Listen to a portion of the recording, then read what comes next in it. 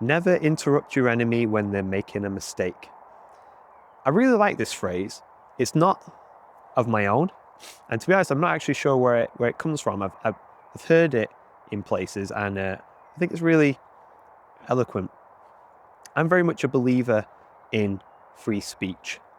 But a lot of people want to have control of certain narratives and how people say things and what sort of image they put out and whatnot.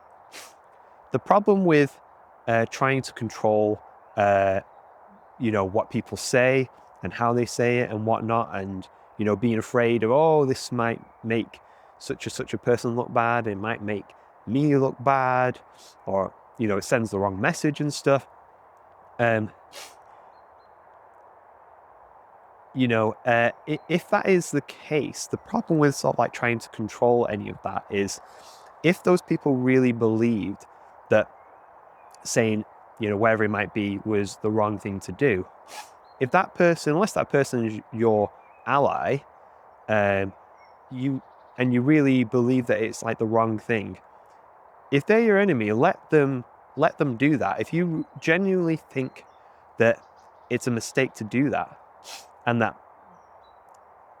it shouldn't be said or it shouldn't be done and stuff, then surely you should kind of let them do that. Let them be the fool. Let them make that mistake.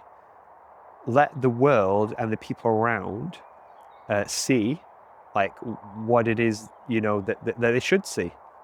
The authentic version of themselves that is maybe like, less than, desirable. I'm very wary of sort of stopping people from sort of like communicating in an authentic, way, and in a sort of an honest way. Now, it's not to say, to be unkind or to be kind of bullyish or just like say nasty things and stuff. But, if somebody is genuinely not your ally and not on your side, you should let them make the mistake.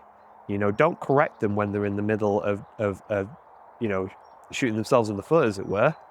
If they are in fact your enemy and stuff, let them make that blunder.